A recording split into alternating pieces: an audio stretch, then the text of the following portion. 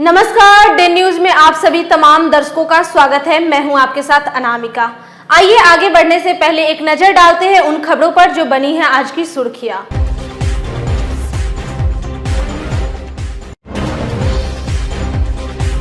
नाबालिग से दुष्कर्म के तुरंत बाद हरकत में आई मुसहरी पुलिस। कुछ घंटे के अंदर किया आरोपी को गिरफ्तार। इलाके में तनावपूर्ण माहौल।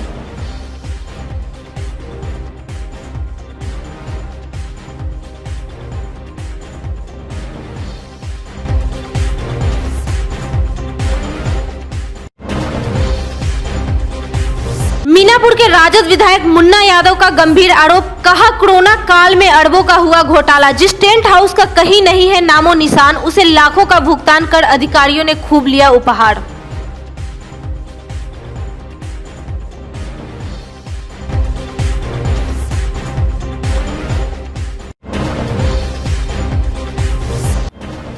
और विश्वविद्यालयों की लेट लतीफी से भड़के छात्रों ने फूंका परीक्षा नियंत्रक का पुतला।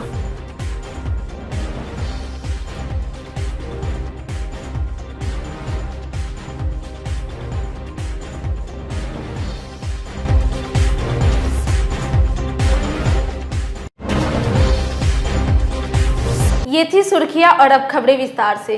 मुसहरी के गांव में एक नाबालिग लड़की के साथ दुष्कर्म का मामला सामने आने के बाद पुलिस तुरंत हरकत में आ गई और घटना के कुछ घंटों बाद ही आरोपी युवक को गिरफ्तार कर लिया। पीड़िता को मेडिकल जांच के लिए भेज दिया गया है। वहीं उसने बताया कि भूषण नामक युवक अपने एक दोस्त के साथ बाइक से आया और जबरन गाड़ी पर बैठाकर अपने घर ले गया और जबरदस्ती की। घटना के बाद से इलाके में तनावपूर्ण माहौल भी कायम है। हम दुकान में गेल रही 6 बजे, तब 2 लड़का बाइक से आल रहा। तब दुकान से तो हम आगे बढ़ गिरी, जो पीछे बैठा रही वह उठा के ले गए। तब हम चिल्लाबे कली, तभी भी ना कोई सुन ले।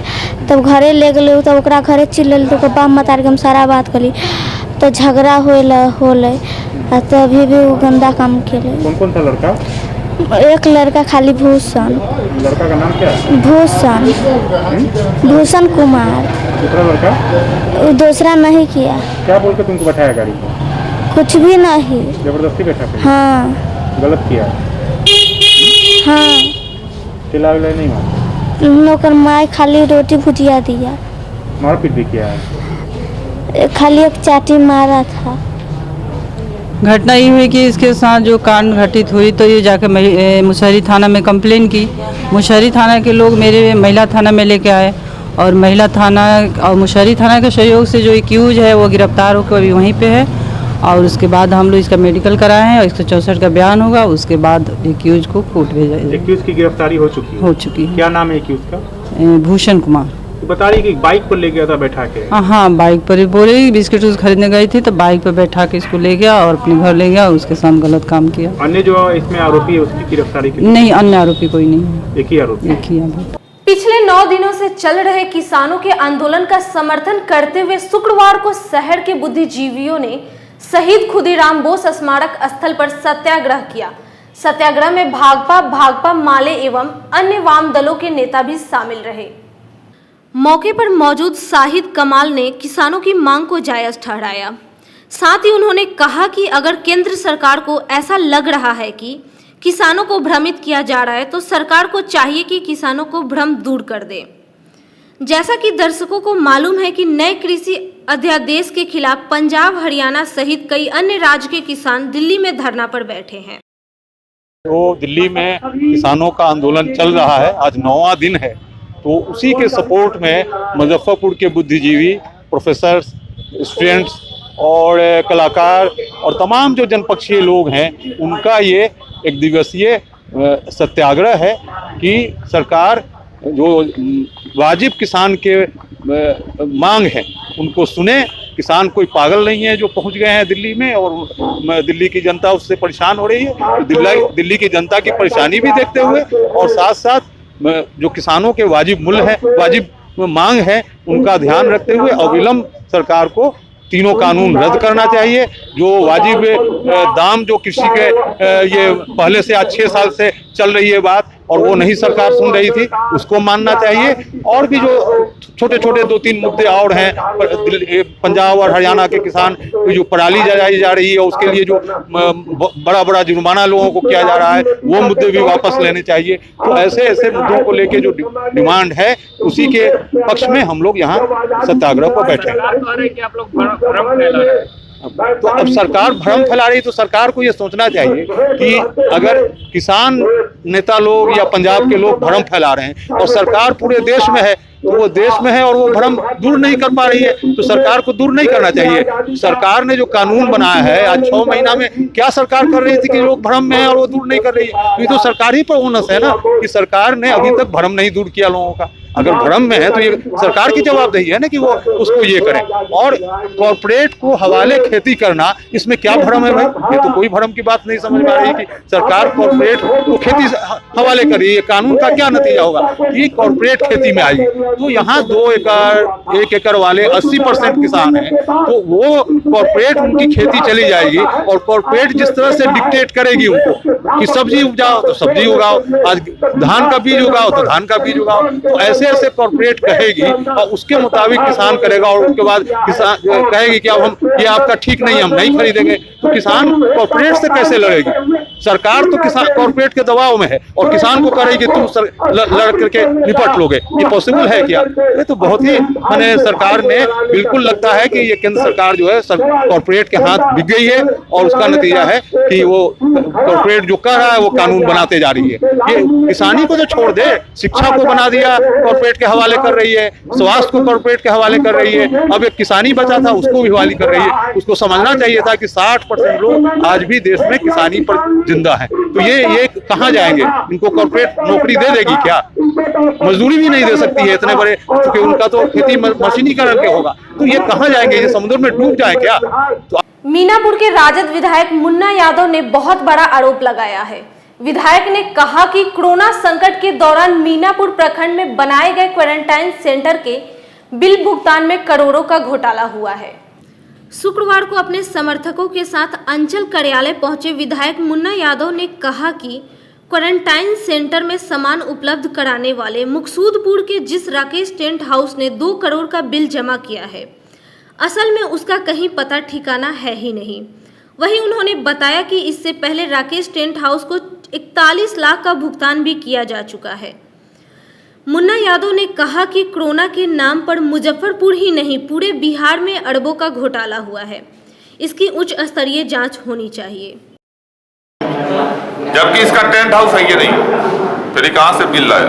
ऐसे लोगों पर कार्रवाई हो, जांच हो, कार्रवाई हो, किसने जमा करवाया? और बहुत बड़ा घोटाला पूरे बिहार में कोरोना के नाम पर हुआ। भुगतान किया गया है। अब इसकी जानकारी तो मैं लेना चाह रहा था, लेकिन अंचलाधिकारी तो आए नहीं। मैं तो उनका इंतजार कर रहा था। वो जिला के मीटिंग के बहाने कि जिला के कोई काम के बहाने सर आ गए, उनका सीआई आया, उसको कोई जानकारी नहीं। एक ही टेंट हाउस को पूरा मीनापुर का दे दिया गया।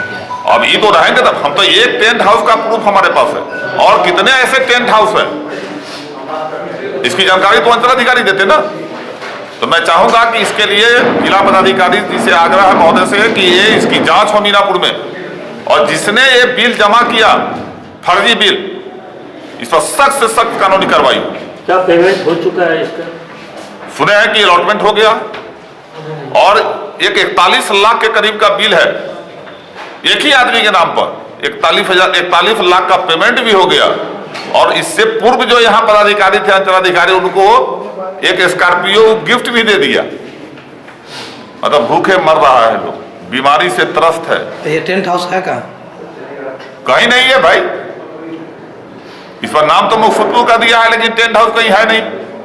और तो और मैं समझ रहा हूं कि मेरे पंचायत में टेंट हाउस का बात है और मैं नहीं जानता। मैं अच्छी तरह से जानता हूं कि इनकी हैसियत 5 रुपये खर्च करने की नहीं है। फिर 2 करोड़ का वाउचर किसने जमा करवा दिया? अगर इस पर कार्रवाई नहीं हुई, जांच नहीं हुआ, कार्रवाई नहीं हुई, तो हम लोग इसको बर्दाश्त नहीं करेंगे। क्वारंटीन सेंटरों में सप्लाई की गई थी इस टेंट हाउस के द्वारा? अरे क्वारंटाइन सेंटर में टेंट हाउस के द्वारा क्या सप्लाई किया गया था? जो बिल में लिखा हुआ है गद्दा, चादर, ये सब का जो बिल है, तो वो सप्लाई किया गया था। क्वारंटाइन सेंटर पर कोई भी ऐसा क्वारंटाइन सेंटर नहीं है जहां मैं नहीं गया था। क्वारंटाइन सेंटर पर बड़े बड़े दरी जाजी बिछा दिए जाते थे और उस पर आदमी जानवर के जैसे सोता था, बांस बल्ला के बल बाहर लगा दिए जाते थे कि 2 करोड़ का बिल कैसे हो जाएगा। 43 और सबसे बड़ी बात है कि एक राकेश टेंट हाउस मुजफ्फरपुर है ही नहीं, इसको 43 जगहों पे काम दिया गया। आज इसको 43 जगह पर काम दिया गया। बिना जांच पड़ताल किए हुए इस टेंट हाउस जिसकी अपनी कोई वजूद ही नहीं है उसको काम दिया गया। कहीं है ये नहीं है, टेंट हाउस नहीं है, फिर ये बिल कैसे आ गया, कहां से बिल जमा किया? मैं दावे के साथ कहता हूं कि ये टेंट हाउस नहीं है।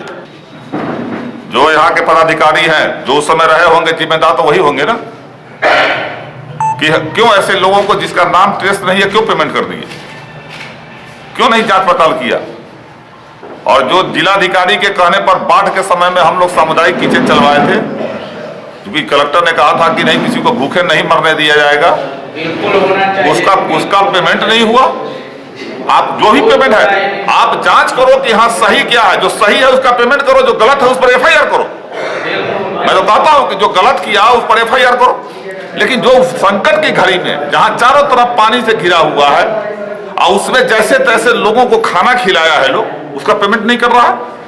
कोरोना में जो कागज हमारी मां बहन ने जो उस समय रसोईया काम की, जिस समय कोई कोरोना के नजदीक जाता नहीं था, आज तक उसका पेमेंट क्यों नहीं होता? मामले के तक जहां तक सरकार हमने देखा है वाउचर के दिखा रहे हैं, इस संबंध में जो अंचलाधिकारी महोदय द्वारा ही बिल की निकासी की जाती है, इस संबंध में हमको कोई जानकारी नहीं है। मेरा इससे बिल की निकासी चूंकि अंचल के द्वारा किया जाना है, इससे हमको इस संबंध में कोई जानकारी नहीं। मतलब आपदा को अवसर में बदला गया है, लग रहा है आपको मुसहरी में? नहीं, ऐसा मैं नहीं मानता। सर जो बिल दिख रहा है, बिल तो प्रथम उसके ना एड्रेस है, मोबाइल नंबर है, न टीम है, न उसका बैट है, कुछ भी नहीं, तो क्या लग रहा है कि कुछ तो गड़बड़ी हुई है? इसमें अब अंचलाधिकारी महोदय के स्तर से ये बात वाउचर तैयार किया जाता है, ये हमको जानकारी नहीं। अंचलाधिकारी महोदय के द्वारा ही तैयार किया गया बिल, उसमें मेरा कोई रोल नहीं होता है। रोल की बात नहीं कर रहे हैं आप, एक पदाधिकारी हैं, एक प्रखंड के सबसे बड़े पदाधिकारी हैं, तो एक पदाधिकारी की जिम्मेदारी होती है कि अगर उसके प्रखंड में इस तरह का कोई अगर वाकया सामने आता है तो आप आगे क्या करने जा रहे हैं इस मामले? सर के द्वारा भी जानकारी जैसे आप लोगों को भी हुई है, अभी भी हमको ये मालूम हुआ है, जानकारी हम लेंगे, अंचलाधिकारी महोदय से बात करके हम जानकारी लेंगे। टेंट हाउस को लेकर आप जांच पड़ताल कराएंगे कि वो है? हाँ, अंचलाधिकारी महोदय से बात करके दोनों आदमी संयुक्त जानकारी लेंगे क्या किया जा सकता है बेहतर। पीजी सेशन 2018 से 20 की परीक्षा संपन्न हुए करीब 1 साल हो गए, लेकिन अब तक रिजल्ट नहीं आया है। इससे आक्रोशित छात्रों ने शुक्रवार को विद्यार्थी परिषद के बैनर तले परीक्षा नियंत्रण डॉक्टर मनोज कुमार का पुतला फूंका। साथ ही कहा कि अगर जल्द से जल्द परीक्षा परिणाम घोषित नहीं किए तो परिषद व्यापक रूप से आंदोलन करने पर बाध्य हो जाएगी। इस दौरान परिषद के विश्वविद्यालय अध्यक्ष पुष्कर सिंह, महानगर सह मंत्री दीपांकर गिरी सहित कई अन्य सदस्य मौजूद रहे। पीजी परीक्षा हुए 1 महीना हो गया, लेकिन अभी तक उसका परिणाम प्रकाशित नहीं हुआ। आखिर क्या कारण है? इसके बाद अगर आप देखते हैं तो अभी फीस वृद्धि हुआ है, ओरिजिनल का डिग्री का जो 80-90 रुपये से बढ़ा कर 200 और 500 रुपये का हो गया है, उसके लिए हम लोग आवाज उठाए, लेकिन अभी तक विश्वविद्यालय प्रशासन की तरफ से कोई भी ऐसा सूचना नहीं आया है कि पैसा वापस हुआ है। जबकि ये चीज इससे जो पूर्व VC थे हमारे, उन्हीं के द्वारा ये किया गया था, लेकिन उसका पारित अभी हुआ है। तो इतना दिनों से ये क्यों अटका हुआ था? अगर अटका हुआ है तो इसके बिहार में बात करें और इसको अविलंब घटाए पैसा को, इसी के लिए हम पुतला दहन किया। कॉलेज में हो रहे ऑनलाइन एडमिशन से गड़बड़ी होने का आरोप लगाते हुए वित्त रहित कॉलेज के कर्मचारियों ने शुक्रवार को विश्वविद्यालय परिसर में धरना दिया।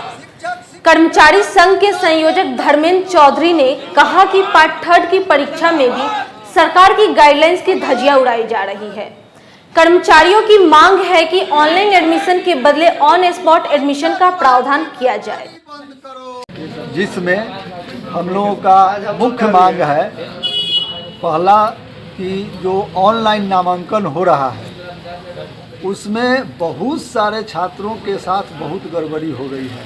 जैसे वैशाली जिला का लड़का है उसको बेतिया में दे दिया, बेतिया का लड़का है उसको वैशाली जिला में दे दिया, जिसके कारण सही ढंग से नामांकन नहीं हो रहा है। इसलिए हम लोगों का डिमांड है कि ऑन स्पॉट नामांकन का प्रावधान आप कीजिए और कॉलेज ऑनलाइन कर देगा। दूसरा चीज़ है कि अभी जो परीक्षा लिया जा रहा है थर्ड पार्ट का, कोरोना के चलते, गैदरिंग के चलते आपने प्रायोगिक परीक्षा बंद कर दिया, जबकि थ्योरी का जो आप परीक्षा ले रहे हैं उस पर कोरोना के नियम की धज्जियाँ उड़ाई जा रही है। उन छात्रों को अगर कुछ होगा उसकी जवाबदेही कौन लेगा? तीसरा डिमांड है अनुदान से संबंधित। बहुत सारे महाविद्यालयों का अनुदान आया है, यहाँ पर जो डिमांड कॉलेज बना के दिया है अभी तक उस पर कोई कार्रवाई नहीं हो रही है। बहुत सारे महाविद्यालय प्रस्ताव जो नहीं भेजे हैं उनसे अविलंब मंगवाया जाए। और एक क्राइटेरिया इसमें और है, एक कैटेगरी कि बहुत सारे महाविद्यालय का अनुदान सरकार में लंबित है उसी सत्र का। अच्छा, आपकी मांगे अगर नहीं मानी जाएंगी तो क्या रणनीति तो रहेगी? भविष्य में हम लोग फिर कार्यक्रम, आज कुलपति जी से वार्ता के बाद अगर सकारात्मक बात नहीं होती है तो पुनः निर्धारित तय हम लोग करेंगे और तब उस समय अनिश्चितकालीन धरना प्रदर्शन का कार्यक्रम किया जाएगा। और अब खबरों को आगे बढ़ाएंगे हमारी सहयोगी प्रज्ञा। बेल्ट्रॉन के मेधा सूची में शामिल मुजफ्फरपुर के डाटा एंट्री ऑपरेटर ने शुक्रवार को डीएम चंद्रशेखर सिंह को ज्ञापन सौंपकर जल्द से जल्द बहाल करने की मांग की। अभ्यर्थियों ने बताया कि मार्च महीने में ही पास आउट हुए, लेकिन अब तक नियुक्त नहीं हुए। जिलाधिकारी से हम लोग इसलिए मिलने आए क्योंकि हम लोग अप्रैल में 2019 में हम लोग फॉर्म भरे थे बेल्ट्रॉन डीईओ का, डेटा एंट्री ऑपरेटर का, जिसका एग्ज़ाम हम लोग का नवंबर में हुआ था, नवंबर से दिसंबर तक चला था एग्ज़ाम, और जिसमें हम लोग 7311 क्वालिफाई किए हैं पूरे बिहार में, और जिसका नियोजन ज्वाइनिंग अभी तक नहीं हो रहा है। और हम लोग 25 तारीख को बेल्ट्रॉन ऑफिस जब गए थे वहाँ बोला गया कि अपने जिलाधिकारी के पास जाके वहाँ से अधियाचना भिजवाने के लिए, तो इसीलिए हम लोग यहाँ पे आए हुए हैं ज्ञापन सौंपने के लिए। नेशनल कमीशन ऑफ वुमेन की ओर से आगामी 16 दिसंबर को आरबीबीएम कॉलेज में घरेलू हिंसा एक्ट विषय पर वेबिनार का आयोजन होने जा रहा है। इसकी तैयारी को लेकर शुक्रवार को कॉलेज में आयोजित बैठक में प्राचार्य ममता रानी ने बताया कि वेबिनार में घरेलू हिंसा को लेकर बनाए हुए कानून में संशोधन, बदलाव और इसे सक्रिय कैसे किया जाए, इस पर चर्चा होगी। 16 दिसंबर को वुमेन कमीशन फॉर ये नेशनल कमीशन फॉर वुमेन के तत्वाधान में उसके द्वारा संपोषित एक वेबिनार का आयोजन किया जा रहा है रामवृक्ष बेनीपुरी महिला महाविद्यालय में। इस वेबिनार का विषय है घरेलू हिंसा। घरेलू हिंसा का के संबंध में कैसे कौन कौन से एक्ट हैं, क्या कानून है, वो कितना प्रभावी है, उसमें कहाँ संशोधन की ज़रूरत है तथा उसका क्या प्रभाव है, अभी के नारी सशक्तिकरण को वो कैसे प्रभावित कर रहा है, इन तमाम बातों पर चर्चा होगी। इस कार्यक्रम के मुख्य अतिथि हमारे माननीय कुलपति होंगे प्रोफेसर हनुमान प्रसाद पांडे जी, और इसके उद्घाटनकर्ता हमारे शहर के जो एमपी महोदय हैं माननीय अजय निषाद जी, वो होंगे। और इसकी संयोजिका डॉक्टर मधु सिंह है, सह संयोजिका डॉक्टर रेणु बाला जी है, और इसमें बाहर से वक्ता के रूप में डॉक्टर शेफाली रॉय हैं जो पटना यूनिवर्सिटी की पॉलिटिकल साइंस की विभागाध्यक्ष हैं। इसके साथ गीता श्री जो एक कथा लेखिका और पत्रकार है वो रहेंगी। अनामिका जी से भी बात हुई है जो कि यहीं की हैं और हिंदी की एक ख्यातिलब्ध लेखिका हैं, उनसे बातचीत हुई है, उन्होंने भी अपनी सहमति देने की बात अभी कही है। और एक माधुरी लता जी हैं जो पटना हाईकोर्ट में लॉयर हैं, उन्होंने भी अपनी सहमति दी है। तो इनका व्याख्यान होगा और यह वेबिनार ऑनलाइन होगा। इसमें कोई छात्राओं से शुल्क नहीं लिया जाएगा, निःशुल्क होगा। हम लोग देख लेते हैं जूम ऐप या गूगल मीट पर। इसके टेक्निकल असिस्टेंस के लिए राखी मलिक और रेशमा जी ये लोग अधिकृत हैं। और नागरिक मोर्चा ने जिलाधिकारी से आग्रह करते हुए मांग किया कि नेताजी सुभाष चंद्र बोस की जयंती पर आगामी 23 जनवरी को जिले के मेधावी छात्र छात्राओं के साथ शिक्षक एवं कोरोना महामारी में महत्वपूर्ण योगदान देने वाले चिकित्सक एवं कर्मियों को सम्मानित किया जाए। मोर्चा के महासचिव मोहन सिन्हा ने कहा कि इस प्रकार से भी अपने महान क्रांतिवीरों को श्रद्धांजलि दी जा सकती है। मैं नागरिक मोर्चा आज जिला पदाधिकारी महोदय से आग्रह किया है और उनको स्मारक पत्र दिया है कि 23 जनवरी को नेताजी सुभाष चंद्र बोस ऐसे महान व्यक्तित्व, एक नेता के अंदर जो गुण होनी चाहिए था वो सारे गुण नेताजी में भरे पड़े थे। तुम मुझे खून दो मैं तुम्हें आज़ादी दूंगा जैसे नारों के जनक नेताजी की जयंती 23 जनवरी को समस्त राष्ट्र उनके जयंती पर उनको नमन करता है। उनके जयंती को यादगार बनाने के लिए इस बार नागरिक मोर्चा नेताजी सुभाष चंद्र बोस सम्मान समारोह का आयोजन करेगी और हम सभी मेधावी छात्र छात्राओं, शिक्षकों और खासकर जो कोरोना महामारी में अहम भूमिका निभाए हैं, महत्वपूर्ण कार्य उन्होंने किया है, सेवा का कार्य, चिकित्सक और चिकित्सा कर्मी सभी को हम लोग सम्मानित करेंगे। पद्मा फाउंडेशन की ओर से शुक्रवार को कन्हौली केंद्र में सिलाई मशीन प्रदान किया गया। फाउंडेशन के सचिव छवि कुमार ने बताया कि देश भर में आत्मनिर्भर बनने का कार्य चल रहा है। ऐसे में बेटियों को कुछ सिखाकर आत्मनिर्भर बनाया जा सके, इसे देखते हुए इस केंद्र को सिलाई मशीन प्रदान की गई। मौके पर केंद्र के संस्थापक राजीव कुमार, अध्यक्ष बादल कुमार सहित कई अन्य लोग मौजूद रहे। जी हाँ, महाकाल निःशुल्क शिक्षा केंद्र जो है, इनके यहाँ एक सिलाई मशीन हम लोगों ने भेंट किया है। इसका कारण है कि जो बच्चियां हैं, जो देश की बेटियां हैं, जैसे आत्मनिर्भर भारत है उस तरह से देश की जो बेटियां हैं वो कुछ न कुछ सीखें, पढ़ाई के साथ साथ कुछ न कुछ अपना हुनर डेवलप करें। और होता क्या है कि एक मशीन बहुत बड़ा अमाउंट नहीं है, लेकिन वो अमाउंट के कारण जो है इन बच्चियां ज़्यादातर सीख नहीं पाती है। दूसरी चीज़ क्या होता है कि कहीं कहीं दूर है, शिक्षा का जो केंद्र है वो दूर है, इनके घर से दूर है। तो जैसे ये बादल सर यहाँ चलाते हैं तो ये सबके लिए नज़दीक है और ये बच्चियाँ यहाँ इजली आ सकती हैं। इसलिए इनके हम लोगों ने कहा कि भाई हर जगह इनको जहाँ जहाँ भी सिलाई केंद्र बनाने की ज़रूरत होगी, जहाँ जहाँ लोग चाहेंगे वहाँ वहाँ हम लोग उनको डोनेट करेंगे। हम लोगों का जो ये पद्मा फाउंडेशन है ये एक मोस्टली केंद्रीय कर्मचारी लोगों के सहयोग से ये चलता है। हम लोग सब केंद्रीय कर्मचारी हैं तो इनके सहयोग से चलाते हैं और जो जहाँ पदस्थ है वहाँ वहाँ वो अपना काम करता है। और सब मोस्टली जो बिहार के हैं तो बिहार के लोग बिहार के लिए काम करते हैं। हम जब जाते हैं, जब जहाँ पे हम पदस्थ हैं वहाँ पे हम जाते हैं तो फिर वहाँ पे अपना काम करते हैं। जैसे ये सनी जी हैं, ये पुणे में पदस्थ हैं तो ये पुणे में भी अपना सहयोग करते हैं। और इस तरह से हम चाहते हैं कि थोड़ा थोड़ा हम लोगों के सहयोग से भी समाज आगे बढ़े। संगठन में पुणे में पदस्थ हूँ अभी, और हम लोग वहाँ भी बिहार फाउंडेशन चलाते हैं। उसके तहत जैसे छठ पूजा हुआ या हमारे बिहार के जितने भी कार्यक्रम हुए तो उसमें हम लोग अपनी तरफ से सहयोग करते हैं छठवर्तियों के लिए इस तरह। और अभी लॉकडाउन के दौरान जब ये समस्या हुई, लोग आने लगे, तो छवि भैया के अनुरोध पर हम सभी बिहार के जो भी लड़के हैं, जो जहाँ जहाँ हैं, सबने मिलकर एक ऑर्गेनाइजेशन बनाया और हम लोग उसके तहत ये सिलाई मशीन का सभी केंद्रों पर जहाँ जहाँ ज़रूरत हो, जहाँ उससे रोजगार थोड़ा बढ़ सके, वो देने का कार्य करते हैं। आज के खबरों में फिलहाल इतना ही। कल फिर मिलेंगे कुछ नए खबरों के साथ। तब तक के लिए हमारे डेन न्यूज़ परिवार को दीजिए इजाजत। नमस्कार।